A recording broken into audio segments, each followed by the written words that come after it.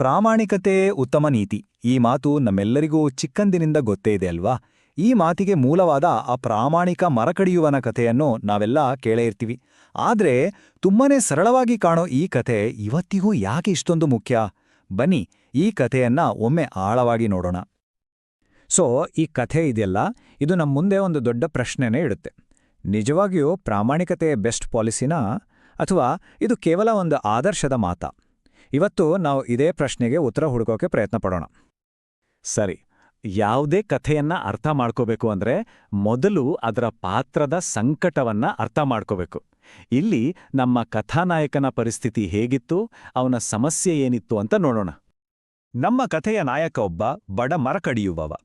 ಅವನತ್ರ ಇದ್ದಿದ್ದು ಒಂದೇ ಒಂದು ಆಸ್ತಿ, ಅದು ಅವನ ಕಬ್ಬಿಣದ ಕೊಡಲಿ. ಅದು ಬರೀ ಒಂದು ಉಪಕರಣ ಆಗಿರ್ಲಿಲ್ಲ ಗೊತ್ತಾ, ಅದೇ ಅವನಿಗೆ, ಅವನ ಇಡೀ ಕುಟುಂಬಕ್ಕೆ ಅನ್ನ ಹಾಕ್ತಿತ್ತು, ಅವನ ಜೀವನಾಧಾರವೇ ಆಗಿತ್ತು. ಆದ್ರೆ ಯೋಚನೆ ಮಾಡಿ, ಒಂದಿನ ಅದೇ ಕೊಡ್ಲಿ ಕೈಜಾರಿ ನೀರಿಗೆ ಬಿದ್ದೋದ್ರೆ ಅವನ ಇಡೀ ಪ್ರಪಂಚವೇ ತಲೆ ಕೆಳಗಾದ ಹಾಗೆ ಆಗುತ್ತೆ. ಅದು ನನ್ನ ಏಕೈಕ ಕೊಡ್ಲಿ ಅಂತ ಅವನು ಕೂಗ್ದಾಗ ಅದರಲ್ಲಿ ಅವನ ಹತಾಶೆ ಎಷ್ಟಿತ್ತು ಅಂತ ನಮ್ಗೆ ಅರ್ಥ ಆಗುತ್ತೆ. ಅವನ ಬದುಕಿನ ದಾರನೇ ಮುಚ್ಚೋದ ಹಾಗೆ ಆಗಿತ್ತು. ಅವನ ಹತಾಶೆಯಿಂದ ಕೂಗಿದಾಗ ಕಥೆಯಲ್ಲಿ ಒಂದು ತಿರುವು ಬರುತ್ತೆ. ಅಲ್ಲಿಂದ ಕಥೆ ಒಂದು ನೈತಿಕ ಪರೀಕ್ಷೆಯಾಗಿ ಬದಲಾಗುತ್ತೆ. ಇದು ಬರೀ ಕೊಡಲಿ ಹುಡುಕೋ ಕಥೆಯಲ್ಲ, ಇದು ಅವನ ಗುಣದ, ಅವನ ಪ್ರಾಮಾಣಿಕತೆಯ ಪರೀಕ್ಷೆ. ದೇವತೆ ನಡೆಸುವ ಪರೀಕ್ಷೆ 3 ಹಂತಗಳಲ್ಲಿ ಇರುತ್ತೆ. ಪ್ರತಿಯೊಂದು ಹಂತದಲ್ಲೂ ಅವನನ್ನು ಇನ್ನಷ್ಟು ಪರೀಕ್ಷೆಗೆ ಒಳಪಡಿಸಲಾಗುತ್ತೆ. ಮೊದಲು ಕಣ್ಣು ಕುಕ್ಕೋ ಚಿನ್ನದ ಕೊಡಲಿ, ಆಮೇಲೆ ಬೆಳ್ಳಿಯ ಕೊಡ್ಲಿ. ಅಬ್ಬಾ, ಅಷ್ಟು ಬಡತನದಲ್ಲಿರೋ ಯಾರಿಗಾದ್ರೂ ಇದು ಎಂಥ ದೊಡ್ಡ ಆಮಿಷ ಅಲ್ವಾ?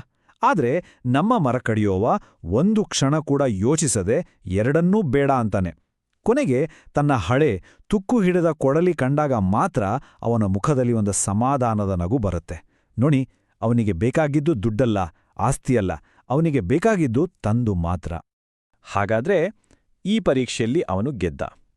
ಅವನ ಈ ಅಚಲ ಪ್ರಾಮಾಣಿಕತೆಗೆ ಸಿಕ್ಕ ಬಹುಮಾನವಾದ್ರೂ ಏನು? ಅದು ಅವನು ಊಹಿಸಿದ್ದಕ್ಕಿಂತ ತುಂಬಾನೇ ದೊಡ್ಡದಿತ್ತು. 3.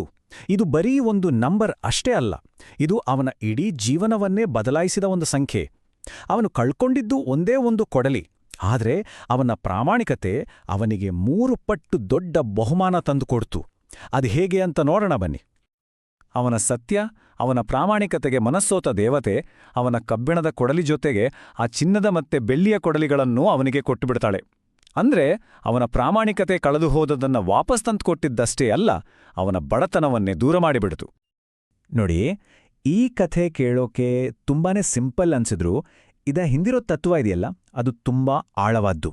ಹಾಗಾದ್ರೆ ಈ ಕಥೆಯ ನಿಜವಾದ ಸಾರಾಂಶ ಏನು? ಪ್ರಾಮಾಣಿಕತೆಯ ಮೌಲ್ಯವನ್ನ ಇದು ಹೇಗೆ ಹೇಳುತ್ತೆ? ಬನ್ನಿ, ಇದನ್ನು ಸ್ವಲ್ಪ ವಿಶ್ಲೇಷಣೆ ಮಾಡೋಣ. ಕಥೆಯ ನೀತಿ ನಮ್ಗೆಲ್ಲರಿಗೂ ಗೊತ್ತೇ ಇದೆ, ಪ್ರಾಮಾಣಿಕತೆಯೇ ಉತ್ತಮ ನೀತಿ. ಆದ್ರೆ ಇಲ್ಲೊಂದು ಇಂಟ್ರೆಸ್ಟಿಂಗ್ ವಿಷಯ ಇದೆ.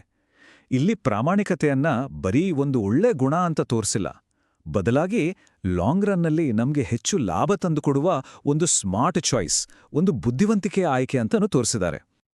ಈ ಟೇಬಲ್ ನೋಡಿ, ಇದು ಕಥೆಯ ಲೆಕ್ಕಾಚಾರವನ್ನ ತುಂಬಾ ಕ್ಲಿಯರ್ ಆಗಿ ಹೇಳುತ್ತೆ.